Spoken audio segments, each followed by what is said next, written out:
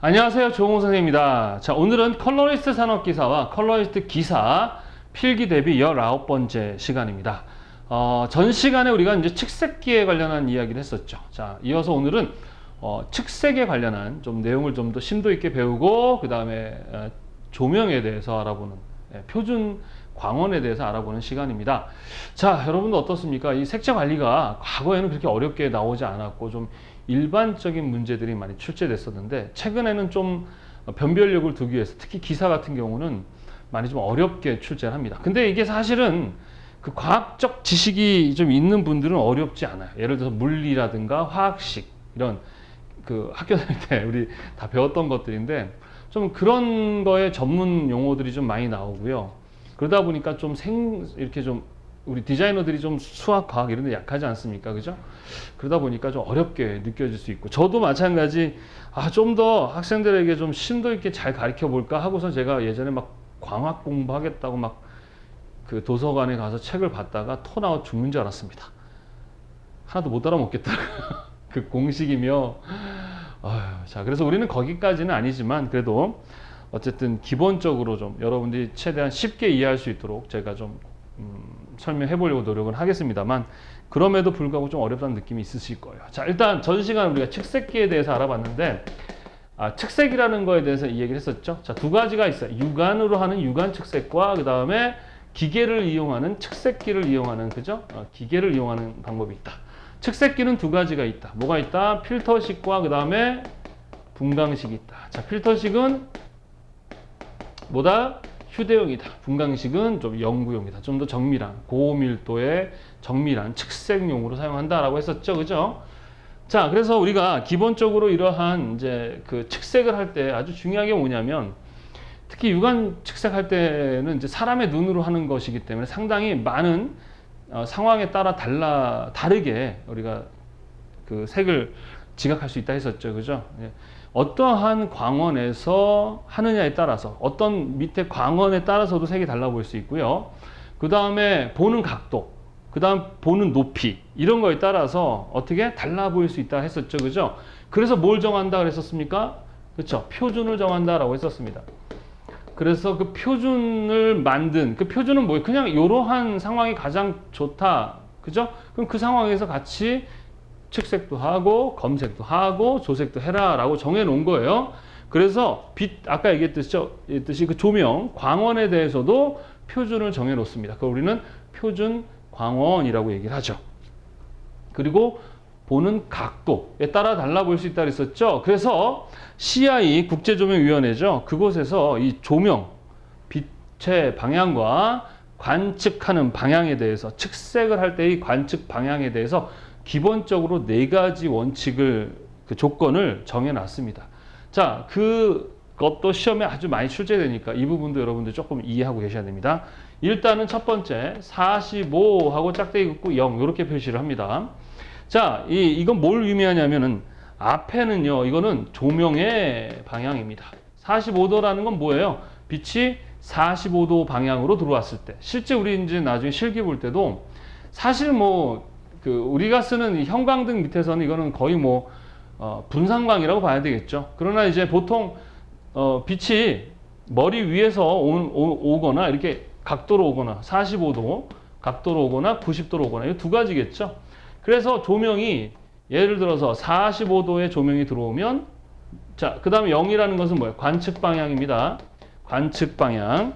그러니까 0이라는 건 뭐예요? 90도로 본다. 수직으로 본다는 얘기입니다. 빛이 45도로 들어올 때는 수직으로 관측하자라고 정했는데, 사실 조색하다 보면 요대로 잘 안 되더라고요.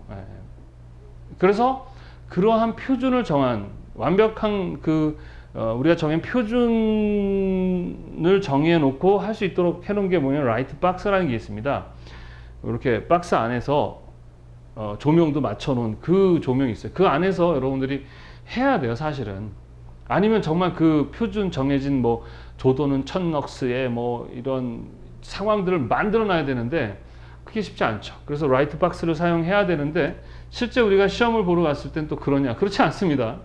어느 시험 장소에서는 상당히 조명이 열악한 그런 조명 상황에서도 조색을 해야 되는 그런 경우도 있죠. 여하튼 간에 요 조명과 관측을 표시하는 겁니다. 이렇게 하거나 또는 두 번째는 0, 45겠죠. 그럼 뭘 나타내는 거예요? 0은 빛이 90도로 들어왔을 때는 관측을 몇 도? 45도로 해라 라고 하죠. 선생님 같은 경우는 이제 90도 관측을 많이 이제 하라고 하는 편입니다.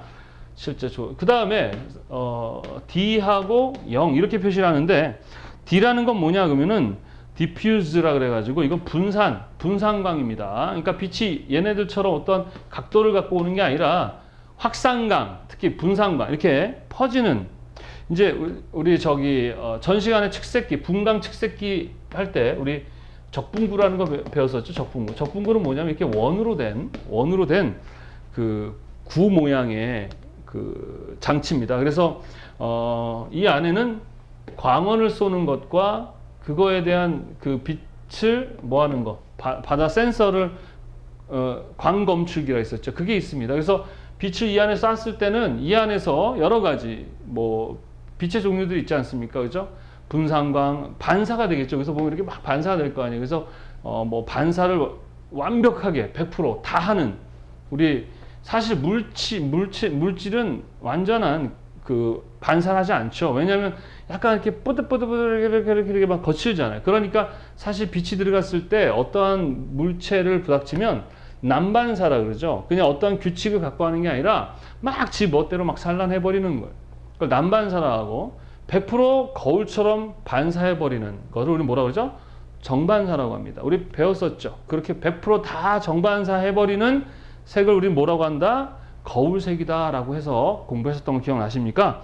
여하튼 이 앞에 마찬가지 D 뭐야? 분산광인데 분산광을 무엇으로? 수직으로 뭐한다? 관측한다 그런 뜻입니다. 분산광을 표시한다라는 거. 그 다음에 네 번째는 0하고 D 이런 식으로 표현합니다. 수직으로 분산된 수직으로 빛을 쏘면 이 적분구 안에서 얘네 둘이는 그냥 일반적인 데서는 할 수가 없겠죠. 이렇게 적분구 구 안에서 직으로 쐈으면 이 안에서 반사돼서 만들어지는 확산광을 측정하는 거, 확산광을 측정하는 거, 그거를 우리는 D하고 0 이렇게 표시를 합니다. 그래서 요 네 가지를 기본적인 원칙으로 정했다. CI 국제조명위원회에서 관측 빛의 방향과 관측에 대해서는 45, 0, 0, 45, D, 0, 0, D 이런 식으로 표기를 하고 앞에는 뭐다? 조명의 방향, 뒤에는 관측의 방향이다. 이렇게 여러분 아시고 많이 출제되니까 잘 기억해 두시기 바랍니다. 자, 그러면 이거를 가지고 이제 여기까지는 이제 산업기사인데 기사 시험 문제에서는 어떤 게 나오느냐? 자, KSA 0066에서 이 분광광도계 우리 측색기 분광식 측색기인데 0066에서는 분광광도계라고 그 측색기를 이야기를 합니다. 이 분광광도계는 똑같은 거예요. 근데 이 분광광도계는 그 전자기파에 관련한 모든 그런 빛을 포함한 모든 것 다 측정이 가능한 그런 장치입니다. 그래서 분광광도계 이걸 만드는 회사나 장치가 다 다릅니다. 그래서 마찬가지 기본적인 어떤 품질, 분광광도계를 사용할 때는 이 정도의 품질, 기본적으로 이런 품질에 준하는 제품을 쓰라라고 이 0066에 뭐 하고 있다? 규칙을 정하고 있습니다. 우리 교재도 나와 있죠. 그래서 여기 보시면은 교재에 뭐 몇 가지 되게 많습니다만 그 중에 첫 번째 유효 파장폭과 측정 파장이라는 게 있습니다. 유효 파장폭과 그 다음에 측정 파장. 이게 뭐냐면요. 얘들이 그 측정할 때 이제 분광 강도계 제품 이렇게 구입을 하잖아요. 그러면 이 분광 강도계 관련한 그 설명이 쫙 나옵니다. 거기에 이런 표시들이 다 되어 있어요. 그래서 얘네들은 기본적으로 이제 그 파장을 나눠서 측정을 하게 되는데 최소 5나노미터로 나눠서 하거나 나노미터 그죠? 전자기파 우리 빛의 파장 범위 나타내는 거죠. 그 다음에 10나노미터 요 두 가지 그러니까 이렇게 나눠서 측정을 하게 되는데 플러스 마이너스 얘는 1 얘는 플러스 마이너스 2 정도 허용차를 줍니다. 이 정도의 측정 파장 폭에서 그 측정이 가능한 이런 장치를 써라 그런 뜻입니다. 그럼 이거 어떻게 해야 됩니까? 외워야죠. 규칙을 정한 거예요. 품질이 이 정도는 돼야 된다. 이런 뜻입니다. 그 다음에 파장 범위는 이제 기본적으로 가시광선 범위입니다. 파장 범위는 뭐죠? 380에서 우리 780 나노미터 요 사이에서의 파장 범위 측정 가능한 분광 광도계를 써라 이런 뜻이고, 정확도라고 합니다. 정확도. 이거는 이제 불확도라고 하는데 파장의 불확도는 1나노미터 이내. 그러니까 정확도가 이 정도 돼야 되고, 그 교재에 나와 있습니다. 그 다음에 측정 불확도라고 합니다. 측정할 때의 불확도. 측정할 때의 불확도는 어떻게 하느냐? 0.5% 이내를 해야 되고, 그 다음에 측정 정밀도. 불확도 말고 정밀도는 뭐예요? 0.2% 이내로 해라라고 규정이 되어 있습니다. 자, 이 문제는 사실 시험 문제에 이게 참 기사에서만 출제가 되고 있는 문제. 이건 산업기사는 아니고요. 이거는 기사 문제에서 왜 변별력을 두려고 출제가 된 거죠. 그러면은 이것도 어떻게 나오느냐? 얘 플러스 마이너스 1, 얘도 플러스 마이너스 1 이렇게 해버리죠. 그럼 요거 차이거든. 2. 요거 하나 물어보는 시험 문제가 나오는 거예요. 그러니까 에어도 요런 거로 내니 뭐 이거 어떡합니까? 예. 여하튼 그럼에도 불구하고 이걸 찾아내야 되겠죠. 그죠?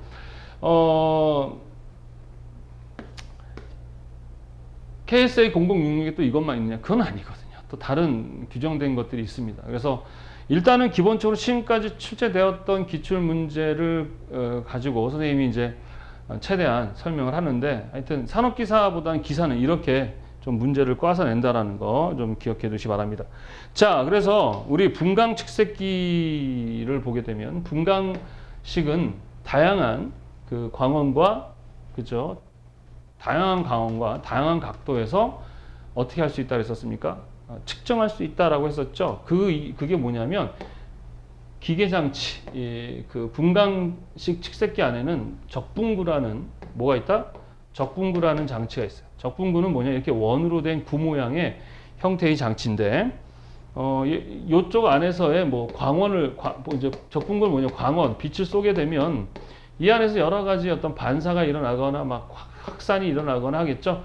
그거를 광검출기 센서가 잡아내는 뭐 이런 식의 방식으로 만들어진 그런 장치입니다. 그래서 보통은 이 분광식 같은 경우는 다 그 물체색의 색을 측정할 수 있다고 했었고, 그 다음에 투명한 액체 상태, 그죠? 투과색이라고 하죠. 투과색도 측정이 가능합니다. 그래서 KSA 0066에 마찬가지 이 물체색과 투과색, 특히 분광 광도계의 그 수광 방식, 기하적 조건, 뭐 조명 및 수광, 아까 얘기했던 관측하고 그 다음에 그것을 관측하고 그 다음에 측정하는 각도, 아까 기본 그걸 근거로 해서 지금 교재 보면은 상당히 많이 나와 있죠, 그죠? 그래서 첫 번째는 물체색에 대해서. 자, 이건 쉽게 얘기하면 이제 뭐냐면은요, 이제 분광 광도계 측색기를 구입을 하면 거기에 이제 얘네들의 사양이 표시가 될 때 어떠한 상황, 어떠한 그 측정 방식을 갖고 있는가를 표시해 줍니다. 그래서 교재에 나와 있겠지만 첫 번째가 D, I, 그 다음에 8도 이렇게 표시되어 있고, 또 하나는 DE하고 8도 이런 식으로 표시되어 있죠. 그 분광 강도계 사양에 보면 얘와 얘 이렇게 표시되어 있고, 또 어떤 식으로 표시가 되냐면 SCI 또는 SCE 이런 식으로 그 표시가 되어 있습니다. 이런 식의 것들의 측정이 가능하다라는 표시예요. 그래서 이게 뭐냐면은 앞에 이제 이 D라는 것은 우리 배웠었죠. diffuse라 그래서 확산 우리 교재에도 보면은 확산이라는 뜻이고, 그 다음에 뭐라고 표시되어 있습니까? 8도 배열이라고 되어 있죠. 자, 이것도 선생님이 뭐라고 얘기한 게 아니라 KSA 0066에 이렇게 규정이 돼 있어요. 그래서 이걸 어떻게 해야 됩니까? 외워야 되겠죠, 뭐. 특히 이 부분은 누가 많이 나옵니까? 기사가 좀 많이 나옵니다. 앞에 우리가 기본적인 측색의 기본 그 조건이 45도, 뭐 0도, 045, D0, 0D라고 한다면 이건 분광 광도계에 적분구가 있습니다. 이 적분구 안에서 측색되어지는 어떠한 빛의 조명과 수광의 조건을 이렇게 표시를 한 거예요. 이거는 앞에 얘기했던 기본 측색과는 좀 다릅니다. 이건 적분구 안에서 광도계, 분광 광도계 안에서 있는 이 적분구 안에서 이루어지는 측정할 수 있는 어떠한 방법에 대한 관측하고 측정하는 방법에 대한 조건들이 이렇게 되어 있습니다. 그래서 제품마다 얘네들을 표시를 해주며 아하하 얘네들은 이런 게 측정이 가능하구나 라는 거를 알 수 있겠죠. 그죠? 자, 그래서 여기 보시면 D는 diffuse, 확산광이라는 뜻이고 I라는 의미는 include라고 합니다. 그러니까 포함하다라는 뜻이거든요. 특히 이 안에 이 적분구는 뭐냐면 완전 반사라 그러죠. 완전 반사, 정반사가 가능하고요. 또 확산광이라 그러죠. 이 분산광도 이 안에서 측정이 가능합니다. 그래서 여긴 diffuse하고 include라고 해가지고 정반사 또는 확산광들을 다 포함하고 광 검출기를 기준으로 해서 몇 도? 8도 방향에서 얘를 기준으로 8도 방향에서 8도 방향에서 5도 이내에서 그 시야로 측정하는 방식을 우리는 이겁니다. 그래서 측정 방식이 이렇게 표시되어 있으면 얘는 확산광과 그다음에 정반사, 그죠? 요 모든 걸 포함하고 8도 방향에서 5도 이내에 측정할 수 있는 방식을 이렇게 표시하는 거구나라고 이해를 하시면 되는 거죠. 시험 문제에서도 요런 문제가 이제 특히 산업기사보다는 기사에서 거의 많이 출제가 되고 있습니다. 가끔 산업기사도 나오는데 산업기사는 좀 많이 어렵지만 이거는 우리 아까 앞에 얘기했었던 그 4가지 방식과는 다릅니다. 분광 광도계의 물체색을 측정할 때에 이 적분구 속에서 이루어지고 있는 어떤 측정 방식들을 표기하는 겁니다. 그래서 여러분들이 나중에 개인적으로 살 일은 없겠지만 분광 광도계나 측색기를 사게 되면 그 사양이 나오는데 거기에 이런 식으로 표시가 됩니다. 그럼 SCI는 뭐냐 그러면 얘는 정반사 광을 포함하는 거죠. include, 얘는 E라는 건 뭐예요? E는 exclude라 해가지고 제외하다 그런 뜻이죠. 그래서 정반사를 얘는 포함한 거고 얘는 전방사 광을 제외한 거다. 이런 식으로 해서 이런 식으로 표현합니다. 그럼 얘가 이런 거겠죠. diffuse, 이거는 뭐예요? exclude라는 뜻이겠죠. 얘는 뭐냐? 정반사를 정반사 있죠? 정반사를 제외하고 마찬가지 8도 방향에서 5도 이내로 측정하는 방식을 이야기합니다. 얘는 확산과 정반사를 포함했다. 얘는 정반사를 뺐다. 이렇게 보시면 되겠습니다. 그 뒤에 보면 또 어떤 게 나오냐? 8도하고 D2가 나오죠. 자, 여기 보시면 8도라는 게 있고 D2 이런 식으로 DI 또는 DI부터 하겠습니다. DI가 있고 또 8도하고 D2 이렇게 되는데 8도 DI는 DI 8도랑 동일합니다. 같습니다. 근데 그 빛이 있죠? 빛의 진행 방향만 다른 겁니다. 반대인 거예요. 얘의 반대. 얘의 빛의 반대. 얘도 같은데 빛의 반대 방향. 얘의 빛의 반대 방향. 얘의 빛의 반대 방향. 이렇게 표기를 합니다. 같은 건데 빛의 반대 방향. 이렇게 됩니다. 자, 그 다음에 이번에는 D와 D.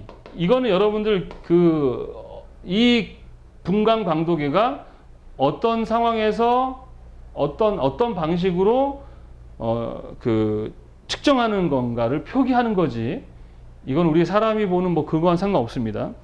자, D와 D는 이제 교재를 보시면은 조명은 요 DI와 8도와 이제 동일한데 기본적으로 측정 개구면은 조사되는 빛의 크기와 같아야 된다라는 조건만 다른 거예요. 그러니까 측정 개구면이라는 것은 이 구멍 뚫어져 있다는 거죠. 측정하는 장치의 구멍과 그리고 빛의 크기가 어떻다? 같아야 된다. 이 엄청 크진 않겠죠? 같아야 된다라는 게 이제 이겁니다. 그리고 뒤에 0, 뒤에 0, 요 표시인데 요거 이제 시험의 문제 좀 나옵니다. 자주. 뒤에 0은 뭐냐? 우리 정반사 있죠? 정반사. 우리 앞에 얘네들은 제거를 하죠. 근데 얘는 정반사를 완전히 제거한 상태. 그 시험 문제에 요 부분이 좀 많이 나옵니다. 다음 중 이 물체색 측정하는 방식에서 정반사를 완전히 제거한 상태의 측정 방식은 로 표시된 것은 무엇인가 해가지고 1번, 2번, 3번, 4번 나온 뭐예요? D와 0 이렇게 찾아내셔야 됩니다. 자, 이런 식으로 표시를 해주는데 이거는 분광 광독의 제품을 사게 되면 거기에 이런 표시들이 나와 있게 된다라는 거 기억해 두시면 됩니다. 자, 그 다음에 45라고 돼 있고 도하고 A하고 0 이렇게 돼 있죠. 자, 45도라는 것은 뭐냐면은요, 그리고 45도 A가 뭐냐, 환상이라고 돼 있죠. 환상은 뭐냐면요, 그 빛의 광원 형태가 환형이라는 형태입니다. 뭐 쉽게 얘기하면 환형이 뭐냐면 이렇게 그 조명도 보면 이렇게 동그랗게 된 조명이 있잖아요. 이런 형태의 조명을 우리 환형이라고 합니다. 그래서 그 환형을 환상이라고 생각하시면 되겠습니다.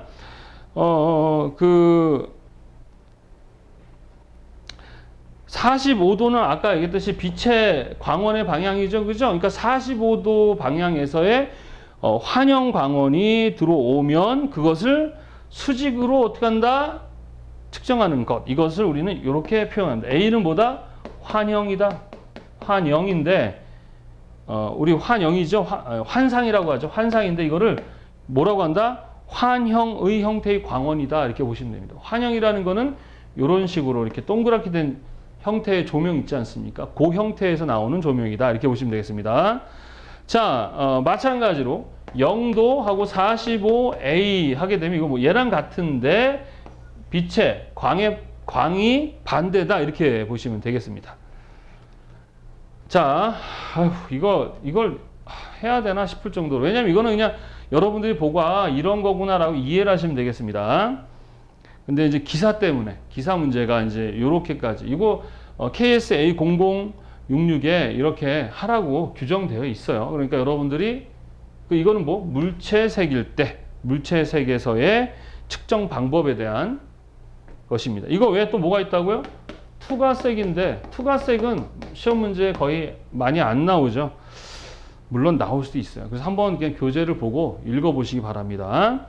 자, 그 다음에 45, 이번에는 A가 아니라 45도 하고 X 해놓고 뒤에 0 표시라고 되어 있습니다. 보면은 45도 X는 뭐냐? 45도 A의 얘 있죠? 얘랑 똑같습니다만,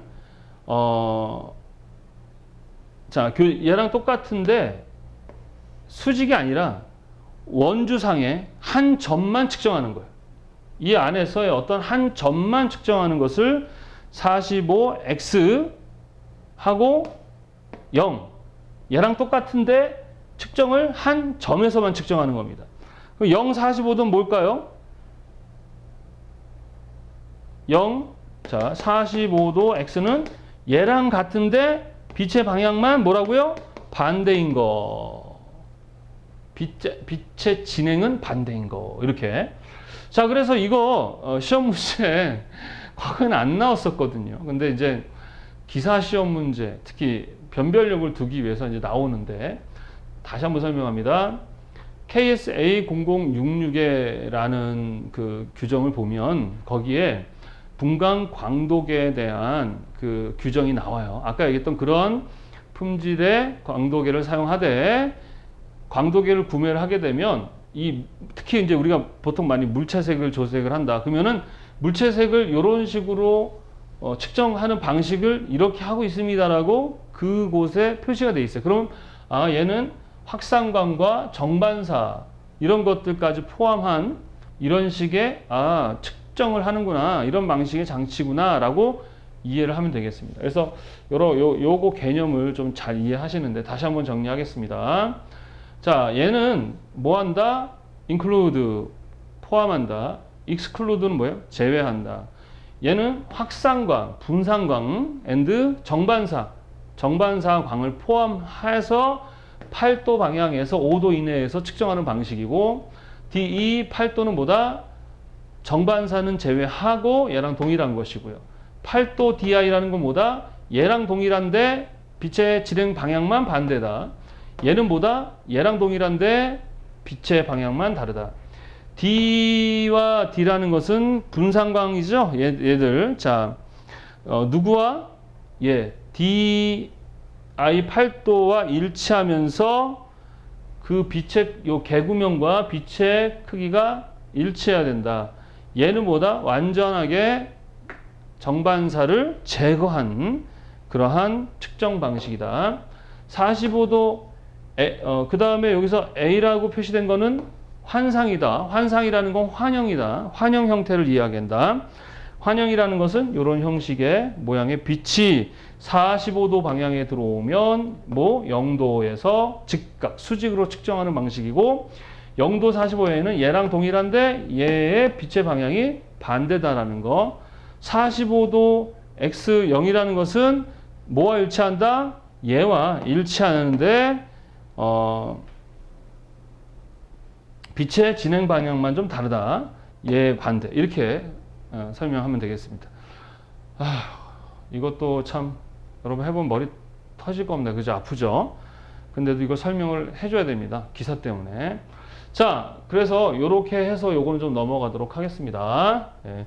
투과색은요, 여러분들 한 번씩 그냥 교재에 나와 있는 걸 읽어보시면 돼요. 시험에 자주 출제되진 않습니다. 물체 세계 관련해서의 측정 방법. 이거는 측색기, 분광 측색기, 분광 광도계에 표시되는 걔네들이 이 안에서 표시가 되면 아, 이거 보고 아, 얘는 이런 방식의 측정 방식을 갖고 있구나 라고 아는 거라고 했었습니다. 자, 그 다음에 다음 넘어가겠습니다. 교재 우리 측색 판독법, 그죠? 자, 이제 측색을 하게 되면 어떤 수치로 표현이 되겠죠. 그러면 그걸 가지고 판독을 합니다. 얼만큼의 색차가 있는지, 뭐 정확하게 재현이 됐는지, 자, 이런 걸 알아야 되는데, 자, 기본적으로 이제 일단 측색기 자체가, 자, 우리 여러분들 그 저울 있죠, 저울. 저울을 쓸 때 가게에서 이렇게 쓰는 저울들은 1년에 한 번 이렇게 정해진 날에 한 번씩 정해진 국가기관에 가서 교정을 받아야 됩니다. 왜냐하면은 저울을 바꿔버리면 그 소비자를 속여서 물건을 팔게 되잖아요. 그죠? 그래서 그거를 항상 교정을 제대로 무게를 올려놓고, 예를 1kg 올려놓으면 1kg 딱 맞아야 되는데 안 맞을 수 있어요. 그래서 그거를 교정을 해주는 그러한, 특히 전자저울 같은 경우는 항상 그렇게 교정을 해줍니다. 마찬가지로 측색기도 오래 쓰다 보면 뭐예요? 좀 오차가 더 생길 수 있습니다. 그럴 때 그 오차를 이제 정확하게 교정해야 되겠죠, 그죠? 그때 쓰는 장치가 뭐냐 그러면 우리 교재에 나와 있는 백색 교정물 또는 백색 기준물 또는 백색 표준 백색판이라는 말을 씁니다. 왜 백색 교정물이냐면은 실제로 하얀색으로 돼 있어요. 하얀색으로 된 판때기라고 보시면 되겠습니다. 그래서 측색기를 위에다가 이렇게 대고요. 또는 분광식은 이제 시료를 넣겠죠.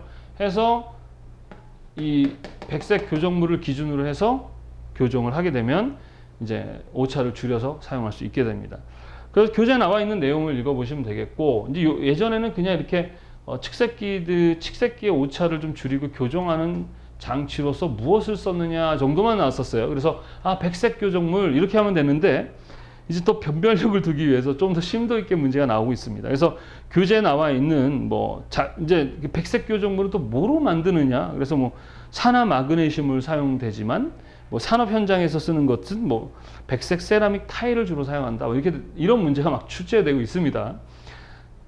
이제 그 백색 교정물의 어떤 성분까지 이해해야 되는 그런 문제들이 출제되고 있죠. 자, 그런데 우리 KS 아까 A0066에는 어떻게 백색 교정물이 규정되어 있냐면, 충격이라든가 마찰 또는 광조사, 온도, 습도 같은 데 영향을 받지 말아야 되고, 얘도 마찬가지 흰색이다 보니까 그 위에가 오염되면 어떻게 되겠습니까?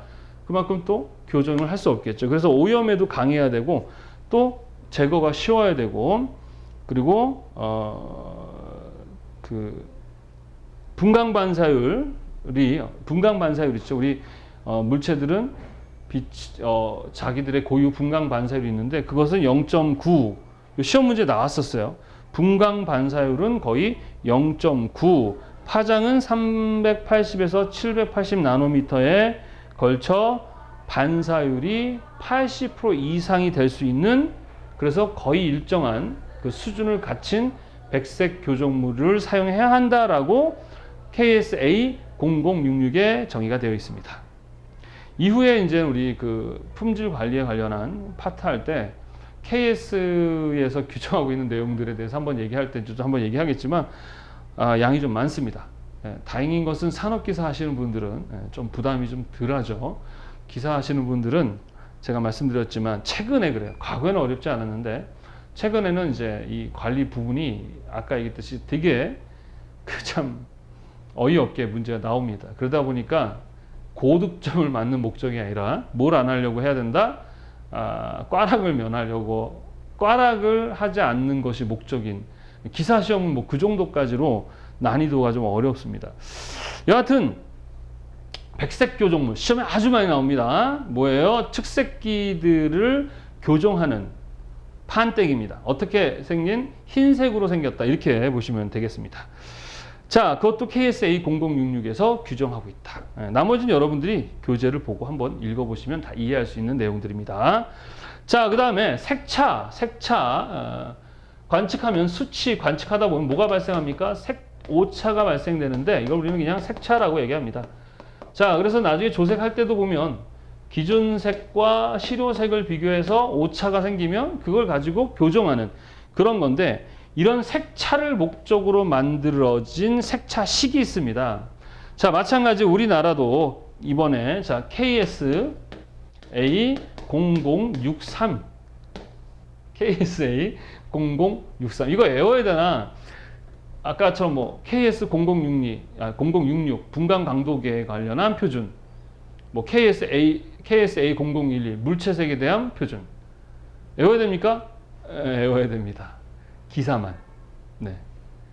사실은 그런 것들을 다 암기를 할 필요는 없어요. 사실 왜냐하면은 내가 뭔가 필요해 그러면 사실 그 자료를 찾아서 보고 참고하면 되거든요. 그런데 자료가 어디에 있는지를 아는 것도 사실은 되게 중요합니다.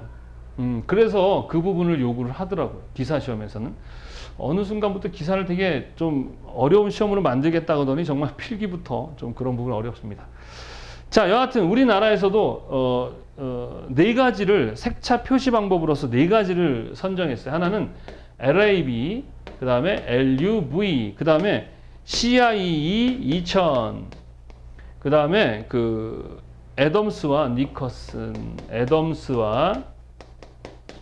니커슨 색차식.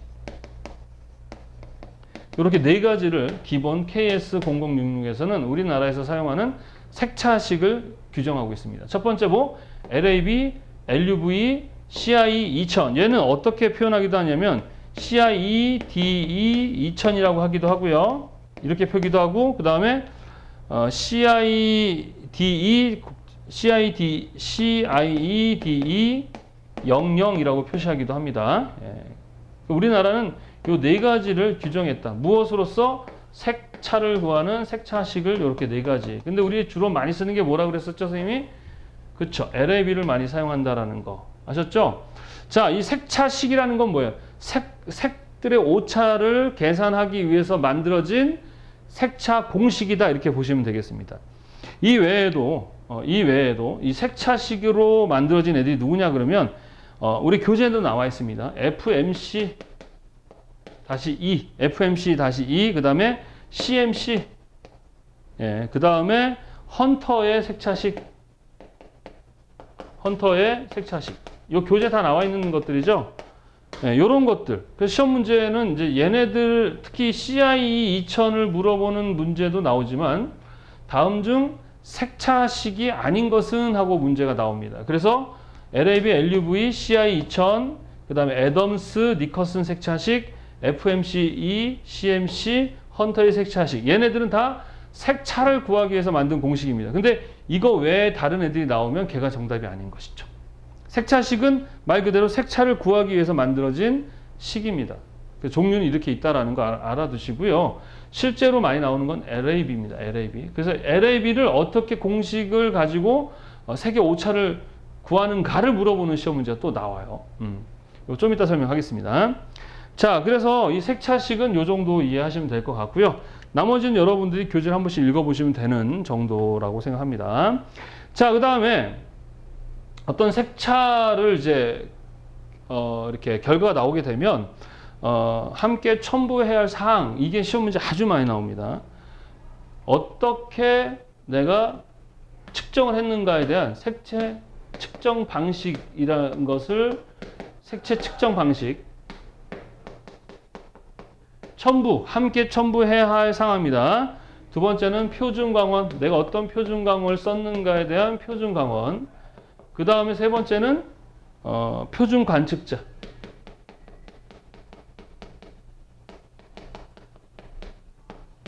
자, CI에서 임의로 어떤 그 표준을 정할 때 어떤 표준 관측자를 만들었다 했었죠. 그죠? 그래서 보통 시야 각도를 몇 도? 2도로 했다가, 왜? 그 2도 각도 안에서 뭐가 많이 해요? 그 안에 그 추상체가 많이 모여 있는 게 2도였다가, 최근에는 얼마? 10도까지 늘렸죠. 그죠? 2도와 10도를 주로 사용한다라고 했었습니다. 교재 나와보면 알겠지만 2도는 뭐냐 그러면 50cm 정도 거리에서 2cm 정도를 보는 것을 이야기하고 10도는 50cm에서 약간 9cm 정도의 물체를 보는 정도를 우리는 이제 2도와 10도 이렇게 이야기하고 있습니다. 자, 여하튼 요것을 같이 첨부해야 된다. 왜 그러냐면은 아까 얘기했잖아요. 조색을 하고 재현을 하고 검색을 할 때 같은 상황에서 해야 합니다. 똑같은 상황에서. 왜? 빛이 어떤 광원을 쓰느냐, 보는 각도, 그리고 또 심리적인 상태, 막 이런 거에 따라서도 달라질 수 있다 했었죠. 그래서 색채 측정 방식은 어떻게 했으며 표준 광원은 어떤 표준 광원에서 표준 관측자는 몇 도 어떻게 했는가에 대한 기본적인 이 첨부 파일과 함께 결과를 보여줘야 재현을 하거나 검색을 할 때도 마찬가지 이 상황에서 똑같이 할 수 있기 때문에 그렇습니다. 그래서 그거 시험 문제 물어보는 시험 문제가 아주 많이 출제되고 있다라는 거. 자, 그러면 색차, 색오차를 구하는 여러 가지 이런 것들이 있는데 이 중에서 가장 많이 출제되고 있는 애가 누구다? LAB다라고 보시면 되겠습니다. 자, LAB는 우리 앞에서도 했었는데 우리 표색계, CI 표준 표색계 할 때 LAB 했었죠? LAB. 자, L은 뭘 나타내는 거라고 했었습니까?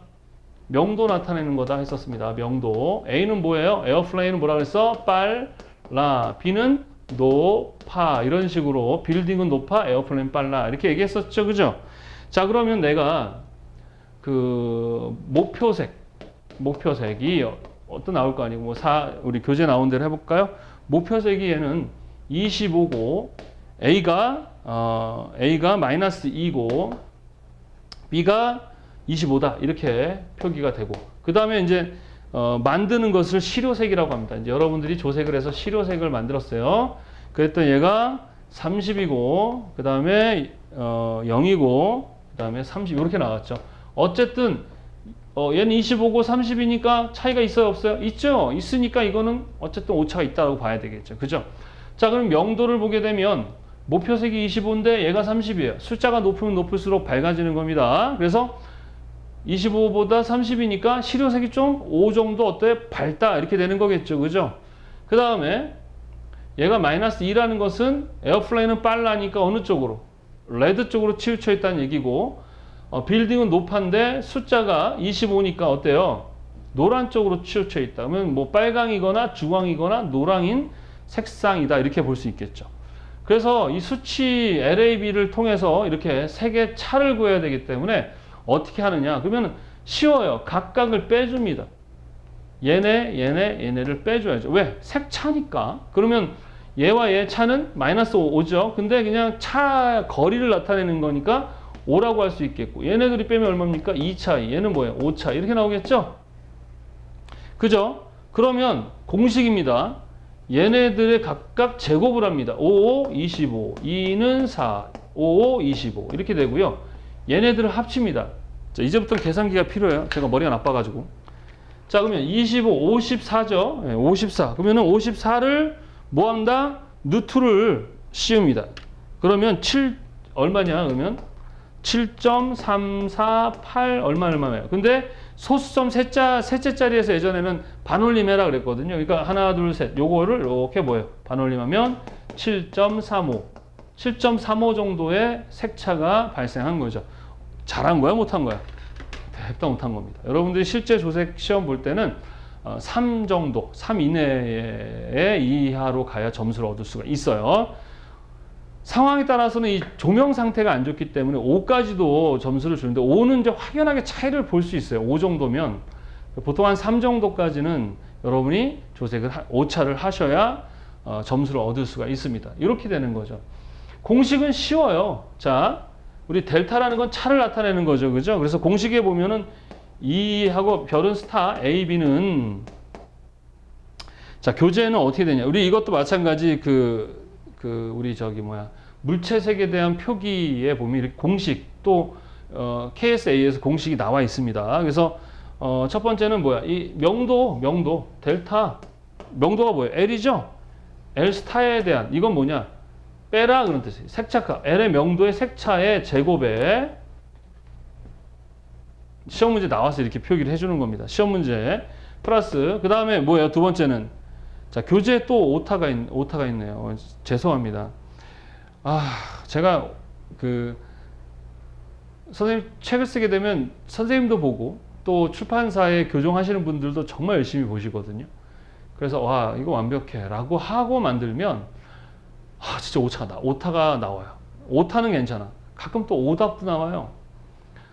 그래서 그런 것들이 이제 나오면 여러분들이 많이 화나시고 불편해 하시는 거 이해합니다. 근데 저도 사람이다 보니까 그런 문제가 발생을 해요. 그러면 카페에 정오표라는 부분이 있습니다. 그곳에다가 제가 여러분들이 지적해 줬던 거, 제가 발견했던 오답이나 오타를 다 정리하고 있으니까 그걸 보고 좀 여러분들이 수정하시고요. 또 개인적으로 오답 또는 오타가 있어서 좀 궁금한 게 있으면 카페나 유튜브에 선생님한테 질문을 해주시면 제가 그거에 대해서 수정을 하고 답을 해드리도록 하겠습니다. 지금 2019년까지의 책에서는 여기도 마찬가지 델타 A 스타 제곱 그려야 되는데 여기도 L로 돼 있어요. 이거 오타입니다. 자, 여기도 마찬가지 델타 뭐가 되죠? B 스타의 제곱 이렇게 되는 거죠. 그 다음에 전체에 대해서 뭐예요? 2분의 1 이렇게 공식은 되어 있습니다. 2분의 1이라는 건 뭐야? 누트를 의미하는 거예요. 누트가 반이잖아요. 그래서 누트 2는 1.1414214 이렇게 되지 않습니까? 선생님 옛날에 수학을 좀 했었거든요.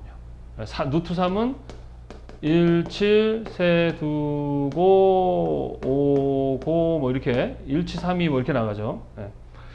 다 뭐야? 반이잖아. 얘 반. 누트 2 그러면 2의 2분의 1승을 나타내는 게 바로 누트죠. 그래서 우리는 이걸 그냥 누트로 계산을 하시면 돼요. 2분의 1이라는 거는 계산기로. 아셨습니까? 그래서 과거에 실기 시험 볼 때 요 계산식의 그 수를 이게 수정하는 문제가 나왔었는데 요즘에는 이제 계산하는 계산식이 최근에는 안 나오고 있습니다. 대신에 이제 보정을 해야 되겠죠. 그럼 보정하는 방법에 대해서 한번 알아볼게요. 자, 이렇게 그래프를 그리시고요. 에어플레인은 빨라. 자, 뭐예요? 빌딩에서 비행기가 휙 하고 날아가는 거를 암기하라 했었죠. 그죠? 그래서 빌딩은 높아, 에어플레인은 빨라 이런 식으로 표기합니다.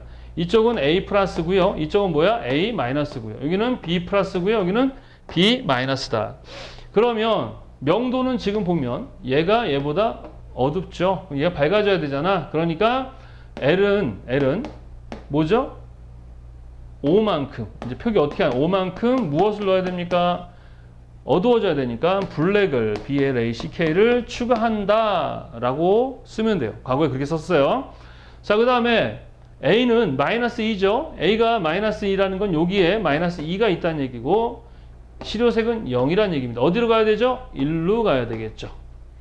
그러니까 A는 몇만큼? 2만큼 무엇을? 그린이죠. 그린을 추가한다 이렇게 보시면 되고요. 그 다음에 요거는 어떻게 됩니까? B는 25죠. 이거 반드시 그림을 그려서 하세요. 여기 25고요. 얘는 30입니다. 여기죠? 그러면은 어디로 가야 돼? 1로 가야 돼. 목표색으로. 그러니까 B는 5만큼 무엇을? 블루를. 아까 블루구나. Y가 아니네요. 그죠? 블루죠. 그러면 그린과 블루니까 그린이거나 블루이거나 삐지이거나 색상으로는 그렇게 표기가 되겠죠. 자, 아까 옐로라고 했는데 제가 계산 잘못한 거예요. 요거 25쪽으로 와야 되겠죠. 이렇게. 그러니까 항상 여러분 요 문제 풀 때는 이렇게 그림을 그리거나 수학은 암산이 아닙니다. 사실은 다 종이에 써가면서 풀이식을 써 가야 되냐. 그래야 문제를 발견하고 이렇게 좀 더 이렇게 그 관찰하고 논리적인 사고를 배울 수가 있습니다. 이거는 이제 나중에 실기할 때도 쓰는 거고요. 최근에는 요 문제를 푸는 문제들이 출제되고 있어서 같이 풀어봤습니다. 다시 한번 설명을 해드릴게요. 색을 측정하고 그것에 대해서 검색하게 되면 색 오차가 발생하는데 이제 어떤 기준색이 있고 이 색이 있을 때 이 둘 사이에 뭐가 생겨요? 오차 생기겠죠. 그것을 측정하고 보정하고 할 때 많이 쓰는 게 LAB 색차값 구하는 색차식인데 L은 명도, A는 빨라, 빌딩은 높아. 그래서 수치가 나오면 각각을 어떻게 한다? 뺀다. 뺀 걸 뭐 한다? 제곱한다. 제곱한 애들 뭐 한다? 더한다. 더한 걸 2분의 1승, 즉 루트를 씌우게 되면 색 오차가 나온다. 그래서 얘네 식을 보면서 보정을 해야 되는데 에어플레인 빨라니까 명도는 얘가 높으니까 어두워져야 되니까 5만큼 블랙을 넣어야 되겠죠. 블랙을 넣는다는 얘기는 검은색을 자 5라는 개념 자체가 양이냐 그렇지는 않습니다. 느낌이에요. 그래서 5라는 게 어떤 양을 나타내는 게 아니라 5 정도의 느낌만큼 넣어야 되는데 그건 여러분들이 갖고 있는 색료에 따라서 물감이나 이런 상황에 따라 달라집니다. 그러니까 그 양을 나타낸다고 생각하시면 안 돼요. 그래서 5만큼이라는 느낌만큼 블랙을 넣어준다라는 뜻이고요. 각각의 방향에 따라서 이쪽 방향 가는 방향의 색을 추가하면 되겠다라고 생각하시면 되겠습니다. 무슨 말인지 이해되시죠? 알겠습니까? 그래서 이걸 보면 색상이라든가 채도 이런 것들을 우리가 알 수가 있어요. 네, 기본적으로. 자, 요 정도 하고 넘어가도록 할게요. 나중에 실기하게 되면 그거에 대해서 좀 더 자세하게 설명하도록 하겠습니다. 자, 이렇게 해서 우리가 측색에 대한 이야기를 마무리하도록 하겠습니다. 여기까지도 참 어렵죠? 할 게 많은데 이제 조명에 대해서 알아보도록 하겠습니다. 자, 왜 그러냐? 측색을 하거나 재현을 하거나 검색을 할 때 특히 이 빛이라는 것의 종류에 따라서 또 빛의 방향, 또 보는 각도, 높이, 심리 상태 이런 다양한 상태에 따라서 색이 다르게 지각되기도 하고 또 그거에 의해서 생길 수 있는 오차들이 있다 했었습니다. 그렇기 때문에 특히 이 빛 어떠한 조명 상태에서 측색을 하느냐 되게 중요하다 그랬어요. 그래서 우리가 선생님도 이제 이게 그 촬영을 할 때 어떤 컨디션이 중요한데 제가 며칠째 지금 못 쉬고 있습니다. 그러면서 이제 여러분한테 빨리 좋은 양질의 강의를 제공해야 된다는 또 부담감 때문에 막 하고 있어요. 그러다 보니까 지칩니다. 그래서 오늘은 조금 상태가 안 좋아 보이지 않습니까? 첫 회보다 막 점점 힘이 빠져가지고 힘이 메가리가 없어가지고 촬영을 하죠. 여러분의 또 템포를 맞추려고 하는 겁니다. 여러분도 아마 지금 많이 머리가 아프고 메가리가 없겠죠. 선생님 여러분과 맞추려고 하는 건 아니고요. 그때그때 좀 다릅니다. 이해해 주시기 바랍니다. 왜? 사람이니까. 사람이니까. 사람이 어떻게 완벽합니까? 그죠? 완벽한데 완벽하지 못하면 괴로운 건데, 물리적인 이 물질의 세계를 살아갈 때는 에너지가 유한하다고 했지 않습니까? 그죠? 그러니까 유한하기 때문에 우리는 완벽하지 않아요. 그러니까 완벽하지 않은 사람이 완벽하려고 하면 고통스러운 거니까 우리 그냥 너무 완벽하려고 하지 맙시다. 자, 오늘은 이제 조명인데 이 조명도 마찬가지 되게 종류가 많다. 그리고 우리가 측색할 때 사용되는 또 조명도 어떤 조명이냐에 따라서 또 달라질 수 있겠죠. 그죠? 그래서 그거에 대한 뭘 정한다? 표준을 정한다. 그래서 우리는 그걸 뭐라고 한다? 표준 광원이라고 하죠. 자, 표준을 정해야 될 때 어떤 근거가 있어야 되겠죠. 자, 표준을 정할 때의 어떤 근거. 자, 일단 먼저 CI 국제조명위원회에서 정하기를 기본적으로 표준을 정할 때 A광원, 그 다음 B광원, C광원 이렇게 하기로 정했어요. 그래서 우리나라도 그걸 근거로 해서 자 KSA 0074라고 하는 그 KS 규정을 보면 거기에 우리나라의 표준 광원은 무엇으로 하느냐 마찬가지 얘네랑 똑같습니다. 그래서 두 가지가 있는데 하나는 표준 광원이라는 게 있어요. 표준 광원. 두 번째는 보조 광원. 보조 광원.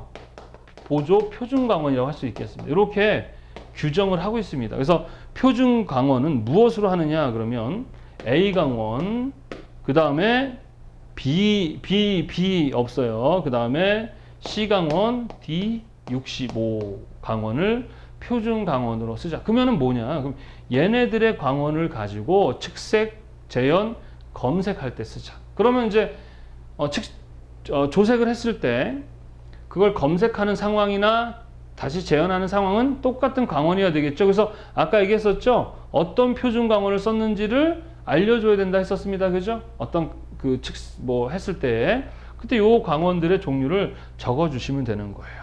그 다음에 보조 광원으로서는 이제 뭘 하기로 했냐면 정해져 있어요.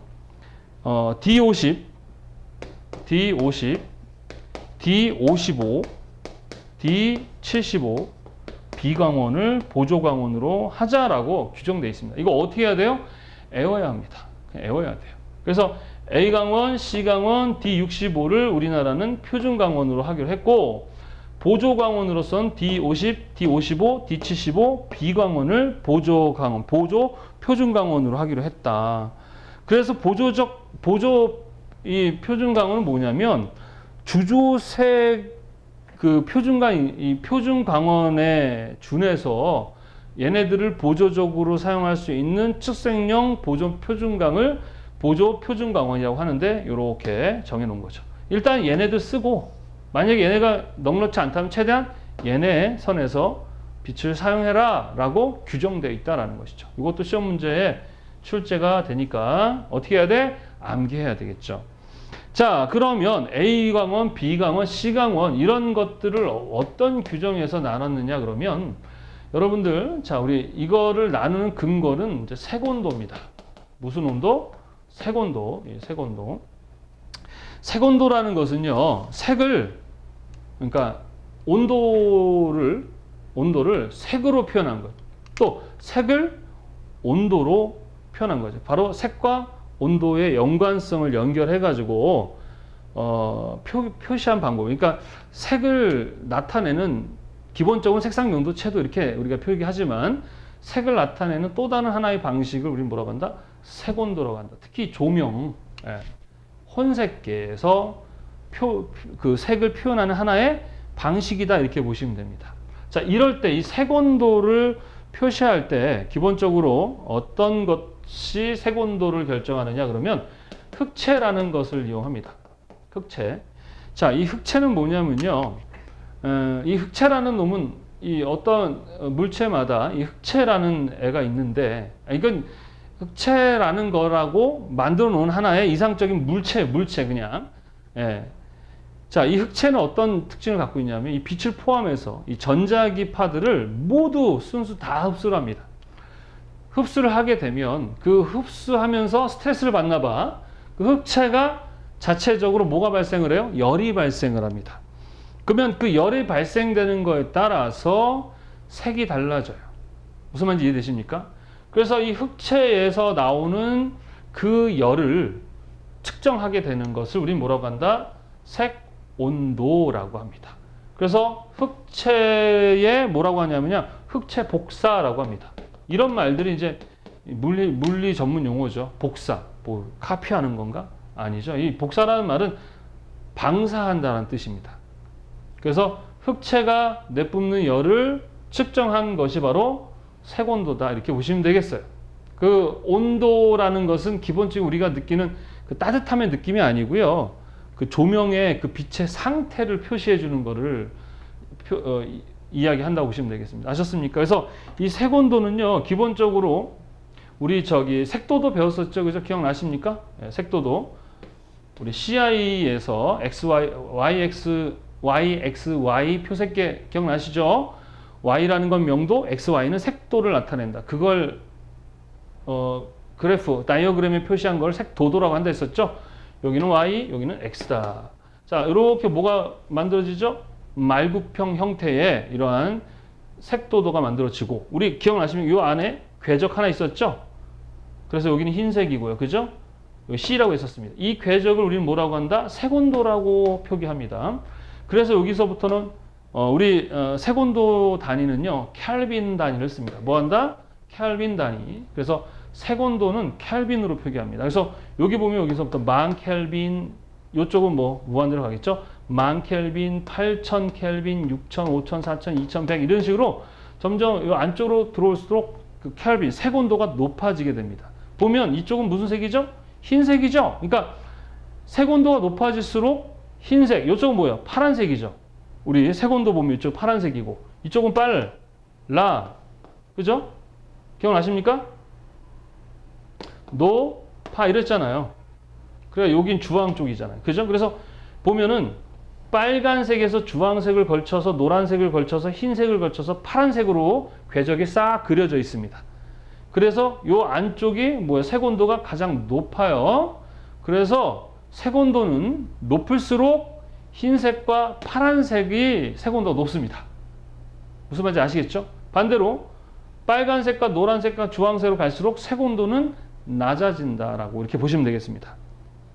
자, 근데 색온도라는 것은 사실은 이 상관색온도라고 하는 게 있는데, 상관색온도는 뭐냐 그러면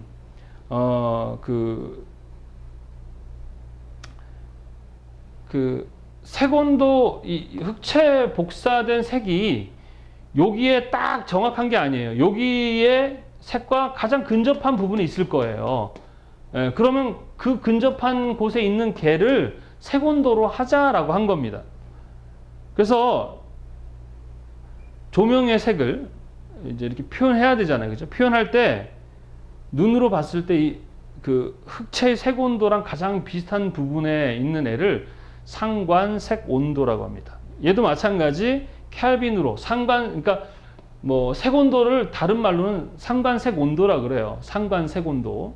가장 근접한 흑채의 색과 비슷한 위치에 있는 애. 그래서 걔도 무엇으로 표기한다? 켈빈으로 표기를 합니다. 그래서 우리 이 KS에서도 이 색온도 이 A, B, C를 설명할 때 상관색온도라고 합니다. 무슨 얘기냐면 A광원, B광원, C광원이라고 해서 임의로 정해놓은 다음에 각각의 상관색온도를 정해요. 그래서 A광원 같은 경우는 교재도 나와 있지만 2856 켈빈 이렇게 정했어요. 이거는 뭐라 그래? 상관색온도. 여기에서의 상관색온도. 이쪽 보면 상당히 이쪽에 있거든요. 약간 붉은색 계열의 조명들은 다 A 광원으로 넣어버리는 거예요. 얘의 그 색온도를 갖는 애들을 다 어디에 집어넣어버려? A 광원에 넣는 거죠. 그 다음에 B 광원은 4874 켈빈 요 정도의 광원을 우리는 B 광원이라고 얘기합니다. C 광원은요 6774 켈빈 요거에 근접한 광원들을 다 우리는 C 광원이라고 합니다. 자, 그리고 D 광원이 있고 그 다음에 F 광원이 있는데, F 광원은 어떠한 색이냐 그러면 우리 형광등 있죠, 여러분들. 우리가 사용하고 있는 형광등에 대한 표준을 정한 게 바로 F 광원이에요.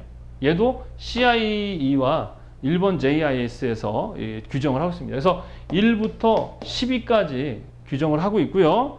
보통 10에서 12까지는 3파장등 있죠. 3파장등에 관련한 그런 표준을 정해놓은 방식인데, 얘 같은 경우는 사실 이 수치로 우리가 어떻게 구분하기가 어렵습니다. 그래서 이 형광등은 우리 보통 이제 상품으로 나올 때 뭐 주광색, 주백색, 음백색, 전구색 뭐 이런 식으로 조명색을 표기를 합니다. 하여튼 F는 그런 개념이다. 자, 그 다음에 우리가 D65 표준광으로 D65광을 사용한다 했었죠, 그죠? 걔는 6404 켈빈에서 어디 사이? 6408 사이에 그 색온도를 갖는 표준 광원들 표기합니다. 그 외에 보조 광원들 보면은 이제 D50, 그 다음에 D55, D75가 나와 있는데 걔네들도 보면 5003 켈빈, D55는 5503 켈빈, 그 다음에 D75는 7504 켈빈 이렇게 돼 있죠. 비교적 색온도가 높습니다. 그죠? 그 상관 색온도라는 거예요. 그것도 잘 기억해 두시기 바랍니다. 그래서 A 강원은 하여튼 측정을 해서 색온도가 그 정도 되면 다 이 안으로 다 집어넣어 버리는 거죠. 무슨 말인지 아시겠습니까? 그래서 얘를 근거로 하는 애가 누구다? 색온도다. 색온도는 다른 말로는 상관 색온도다. 그게 무슨 얘기냐? 이 색도도, 특히 이쪽 흑체의 복사 나오는 그 열에 의해서 나오는 그것과 얘와 연결해서 가장 근접해 있는 색 온도를 우리는 상관 색온도라고 한다. 이렇게 얘기했죠. 그래서 색온도라는 것은 빨강, 주황, 노랑, 흰색, 파랑 이런 식으로 가면서 색온도가 올라간다. 색온도라는 것은 우리의 느끼는 온도가 아니에요. 절대 온도라고 하는데 켈빈으로 표기하는데 색의 상태의 모양, 그러니까 파란색은 색온도가 높고 그 다음에 빨간색은 색온도가 낮습니다. 그래서 특히 이거는 이제 사진 하시는 분들, 그 화이트 밸런스라는 거랑 그 다음에 색온도 같은 걸 잘 이해를 해야 됩니다. 왜냐면은 막 그 사진을 찍을 때 어떤 조명 상태. 그래서 예를 들어서 약간 노을이 지거나 또는 뭐 이렇게 약간 그 노란 느낌의 붉은 느낌의 상황에서 촬영을 하게 됐을 때와 뭐 파란색일 때 촬영할 때 그 필름에서 찍히는 느낌이 반대로 찍히거든요. 그래서 색온도를 이해해야 어떻게 그 너무 노랗거나 너무 파랗지 않는 그런 양질의 그런 사진을 얻을 수가 있습니다. 자, 그래서 교재에 보면 색온도 우리 물체색의 이름을 그 표기할 때 얘는 켈빈으로 표기를 하지만 양의 기호로서는 TC라고 표기합니다. 그래서 여기 TC라고 표기도 합니다. 양의 기호로 TC라고 하고 상관 색온도는요 마찬가지 켈빈이지만 TC 뭐라고 되어 있습니까? P로 표기한다라는 거 잘 기억해 두시기 바랍니다. 그리고 얘네들 색온도 A광원, B광원, C광원, D광원 요 물어보는 시험 문제 나오니까 외우세요. A광원 근데 못 외우더라도 수치를 보면 대충 어때요? 2, 4, 6 정도 되지 않습니까? A, B, C가 그죠? A는 약간 붉은색 계열에서 점점 어떻게 파란색 계열로 이렇게 색온도가 올라간다 이렇게 보시면 되겠습니다. 자, 그리고 교재에 우리 연색지수라는 게 나오죠. 연색지수. 자, 연색이라는 말은 뭐냐면 어떤 조명에 의해서 물체의 색이 어떻게 보이는가를 우리 연색. 우리 이미 앞에서 조건 등색과 연색성에 대해서 배웠었죠. 그래서 어떤 조명에 따라서 다른 색이 같아 보이는 거 조건 등색, 달라 보이는 거 연색성이라고 했었죠. 그래서 어떠한 조명에서 물체색이 어떻게 보이느냐가 바로 연색이에요. 그것을 연색성이라고 하고 그거를 지수로 표현한 거를 연색지수라고 합니다. 그래서 교재에 나와 있는 내용을 보시면 뭐 그 정도까지만 시험 문제 나왔었는데 최근에는 우리 그 KSC 0075에 가시면 거기에 또 연색 지수에 대한 어떠한 그 규정과 전문 그 표준 그 해설이 나오는데 거기에 또 뭐 평균 연색 평가 지수라는 게 있고 특수 연색 평가 지수 요 두 가지가 있습니다. 그래서 평균 연색 평가 지수는 RA로 표시하고 특수 연색 평가 지수는 RI로 표시한다는 거. 이것도 시험 문제 출제가 되고 있다라는 거.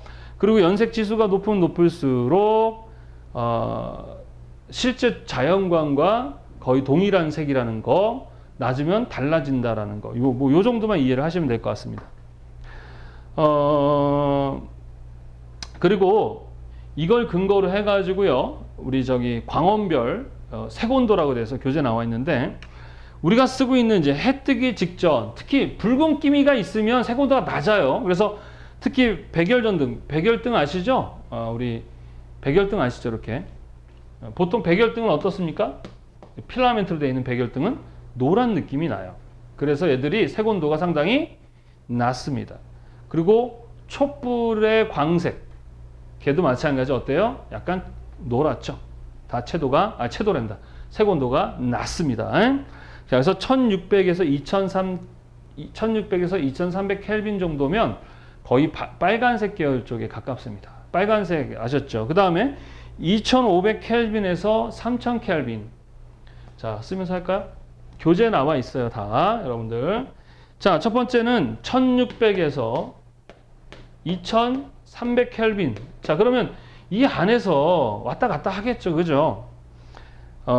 보통 해 뜨기 직전, 그 다음에 백열전 그 다음 촛불 같은 것들이 요 정도의 색온도를 갖는다는 거. 그 다음에 2500에서 그 다음에 3000 켈빈. 이 정도도 아직도 어떻습니까? 약간 붉고 주황, 노란 느낌으로 넘어가겠죠. 그래서 텅스텐 등 있죠. 텅스턴 램프도 상당히 백열등과 비슷하게 노란 느낌이 나고요. 온백색 형광등이라고 되어 있는데 은백색 형광등이라고 하기도 하고 온백색 형광등이라고도 합니다. 그래서 온이라는 건 따뜻한 느낌이 있다는 거죠. 완전히 전구색처럼 그 따뜻한 색이 아니고요. 약간 노란 느낌이 있는 좀 그런 것을 은백색이라고 하고 온백색 약간 따뜻한 느낌의 형광등. 그 다음에 나트륨 등이 있어요. 조명 중에. 그 나트륨, 텅스텐, 형광등은 사실은 한색이거든요. 상당히 그 파란색 계열이라고 했었지 않습니까? 그러니까 색온도가 높은데 특히 온백색에 그러니까 약간 따뜻한 느낌이 있는 형광등은 어떻다? 색온도가 낮다. 이렇게 보시면 돼요. 일단은 빨간색 느낌은 다 색온도가 낮아요. 그 다음에 3500 켈빈에서 자, 이것도 사실은 선생님이 어떻게 나눈 거냐면 시험 문제에 자주 출제되는 애들을 위주로 해서 나눠 놓은 것입니다. 그래서 요게 꼭 이렇냐 그러면은 시험 문제 출제마다 좀 약간씩 있는데 잘 모르겠으면 얘는 약간 따뜻한가? 얘는 약간 차가운가? 한색인가? 난색인가? 요거로 풀어서 못 외우더라도 하시면 되겠습니다. 자, 그래서 이쪽은 이제 백색 형광등. 백색 형광등은 은백색보다 약간 노랗긴 노란데 이젠 파란색 쪽으로 넘어가기 직전에 있는 형광등. 할로겐 램프도 마찬가지고요. 그 다음에 4000에서 4500K는 뭐냐? 아침과 저녁의 야외. 이건 해 뜨기 전이죠. 아침과 저녁의 야외는 약간 어떻습니까? 색온도가 이제 좀 파란 쪽으로 넘어가는 그런 겠죠. 그 다음에 정오에 태양.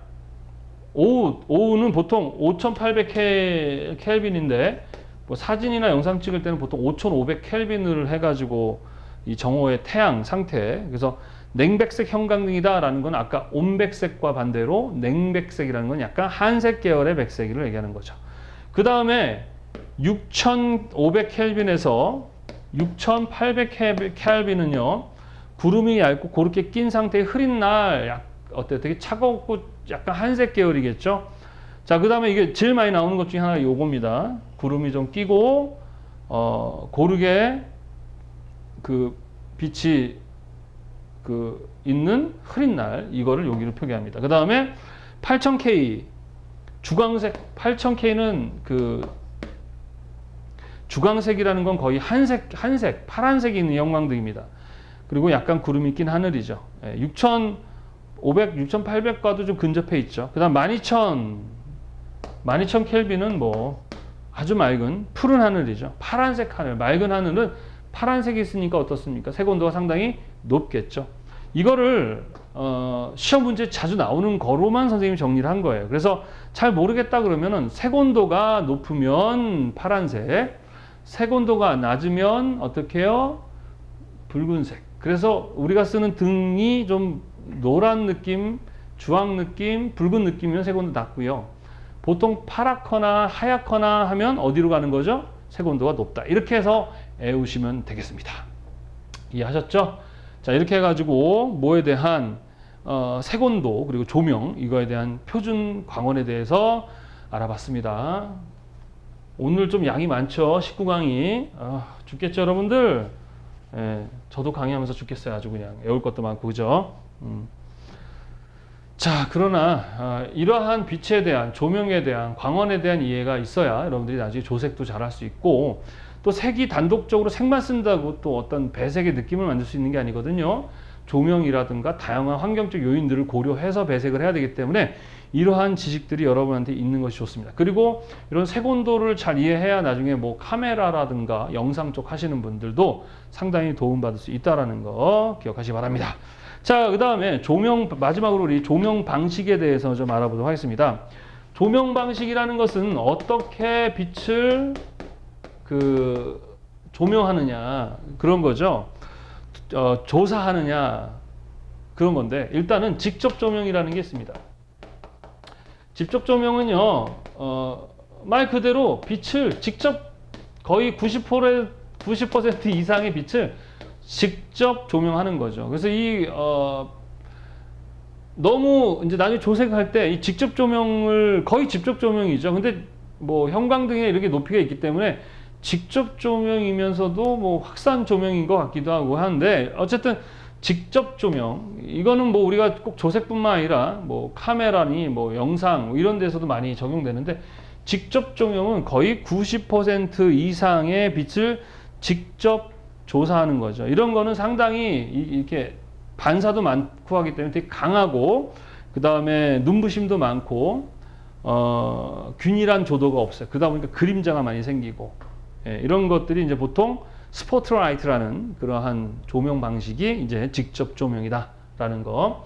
자, 그리고 또 이제 어떤 조명이 있느냐? 그럼 두 번째, 간접 조명이라는 게 있죠.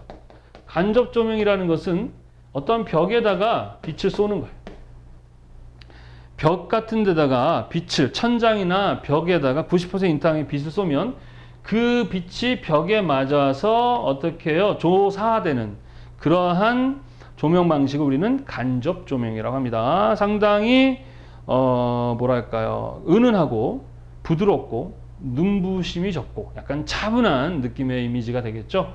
그래서 요 간접 조명과 직접 조명을 잘 활용을 하게 되면 아주 양질의 그런 품질의 뭐 사진이나 영상 또는 뭐 기타 등등의 효과를 얻을 수 있습니다. 자, 이번에는 반간접 조명이라는 게 있습니다. 반간접 조명. 그 다음에 반직접 조명이라는 게 있습니다. 반직접은, 반은 뭐 하는 거냐? 자, 보통 직접 조명을 하게 되면 이제 여러분 영화 촬영이나 이런 데 가보면 조명 앞에다 어떤 투명한 그러한 무슨 종이 같은 거 있죠? 그런 것들을 이렇게 댑니다. 그래서 반투명한 어떤 그 종이나 유리, 뭐 플라스틱 이런 것들을 앞에다가 놓게 되면 100%가 아니죠. 이 빛이 통과하게 되면은 뭐예요? 100%를 쏘지만 앞에서 막고 있기 때문에 한 50%, 60%만 통과를 하게 됩니다. 70%막 이렇게. 그러니까 얘가 갖고 있는, 직접 조명이 갖고 있는 눈부심이라든가 이런 강한 느낌이 많이 어떻게 돼요? 적어지면서 간접보다는 조금 더 효과가 더 밝은 효과가 있지만 그래도 좀 눈부심도 적고 좀 그늘짐도 많이 적어지면서 부드러워지는 그런 느낌이 이제 반직접 조명입니다. 자, 그 다음에 반간접은 뭐겠어요? 반간접은 마찬가지로 벽에다가 쏠 때 벽에 쏘는 거 외에 뒷부분에다가 어떻게 해요? 좀 플라스틱이나 투명한 것들을 놓고 어떻게 해요? 쏘는 거죠. 마찬가지로 얘도 상당히 부드럽고 눈부심이 작습니다. 그 다음에 전반 확산광이죠. 예. 앞으로 뒤로 막 중심에 조명이 있고 걔를 덮어 씌워서 전체로 빛이 확산되게 하는 그러한 방식으로서 우리는 전반 확산이라고 합니다. 그리고 이거는 어떻습니까? 아주 전체적으로 균일하게 조명할 수 있고 그 다음에 눈부심이 거의 없는 그러한 조명 방식을 전반 확산이라고 합니다. 그래서 이 문제도 또 산업기사랑 기사 안에서 많이 출제되고 있어요. 잘 기억해 두시기 바랍니다. 자, 이렇게 해가지고요. 오늘 19번째. 참 내용이 좀 많았죠. 그죠? 다시 한번 정리를 하고 마무리하도록 하겠습니다. 자, 첫 번째 우리 전 시간에 측색기에 대한 공부를 했었습니다. 그래서 측색이라는 것을 통해서 정확한 어떤 값을 수치화 시켜 놓게 되면 그만큼 정확하게 정보를 어떻게 할 수 있어? 전달할 수 있다 했었죠. 그죠? 그래서 측색을 할 때는 기계를 이용하는 방법이 있고 육안으로 이용을 하는데 육안이든 기계든 어떠한 조명에서 또 빛을 어떠한 각도에서 보느냐 되게 중요하다 했었습니다. 그래서 기본적인 조명과 관측 방향은 45도로 들어오면 90도로 보고 90도가 오면 45도로 보고 확산광일 때는 직각으로 보거나 직각으로 들어온 빛이 확산된 걸 보는 또 D0, 0D가 있고 분광 광도계라든가 또는 백색 교정물, 우리 측색기를 교정할 때 쓰는 애들도 다 규정되어 있다. 그래서 적분구라고 그러죠. 이렇게 원형 형태의 구 형태에 있는 장치에 빛을 쏘고 그 안에서 확산광, 반사광 이런 것들을 이렇게 측정할 수 있는 장치라 했었습니다. 그래서 그거에 대한 것도 정리가 돼 있다라고 했었죠. 자, 그 다음에 색채를 이제 그 오차를 구하는 색차 값을 구할 목적으로 만들어진 그러한 것들을 우리는 색차식 공식인데 우리나라에서는 KSA 0063에서 4개를 규정하고 있다. LAB, LUV, CIDE 2000, 애덤스, 니컨슨 색차식을 규정하고 있다. 그 외에도 뭐 FMC2, CMC, 헌터의 색차식 이런 것들이 다 색차를 구하는 목적이 색차식이다라는 거죠. 요거 시험 문제 구분하는 문제 또는 색차식이 아닌 것은 또 LAB의 색값을 구하는 방식 기준색과 실효색, 목표색과 실효색을 빼어 각각 LAB를 L은 명도, 에어프레임 빨라, 빌딩은 높아. 그리고 나온 애들을 제곱하고 더해서 누트 2분의 1승을 하게 되면 나오죠. 이러한 색채를 측정한 결과와 함께 상대방에게 정보를 전달할 때는 3가지를 기본적으로 첨부해야 되는데 뭐다?